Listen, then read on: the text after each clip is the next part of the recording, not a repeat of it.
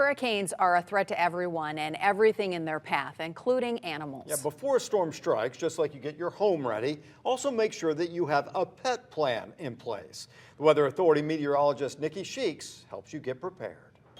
As a storm approaches and you prepare to leave, don't forget your pets. If it's too dangerous for you to stay at home, it's too dangerous for the pet. That's why it's vital to plan for your furry friends. Brian Weirma with the Gulf Coast Humane Society adds, when you go over evacuation plans, make sure your hideout is pet friendly. Not all shelters allow animals. If you do go to an evacuation shelter, so your pet needs to be vaccinated. You need to have your vaccination records. You'll also want to create a checklist of what to bring, including 3 days worth of food and water.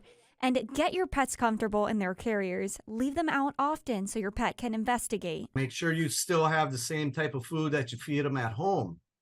Trying to make everything as close to a home environment as you can. Obviously being in a crate in a shelter is not a home environment, but if they have those same scents, the same food, the same toys, they definitely will.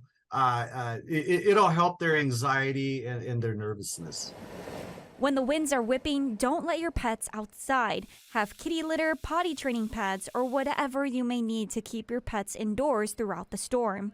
Even after the storm, be careful letting them out. Have a secure harness just to be a little extra safe. Just go out and make sure you do a complete sweep of the areas you're going to bring them in the backyard or the front yard. And then routinely use that same space, because if you clean that out, you know that it's clean. You can keep on going over it. If the animals you care for are a little bigger, it's a bit more tricky. Well, in some cases we do evacuate, and sometimes we just evacuate certain horses depending on their needs. But we like to not evacuate and keep them on the farm if we can. Experts say for most farm animals, it's best to have a pasture on high ground for the herd to ride the storm out. It's best for them to be pastured with their herd in a natural environment. They know what to do for themselves to protect themselves. Critters should not be left in barns because animals like horses will panic and could hurt themselves.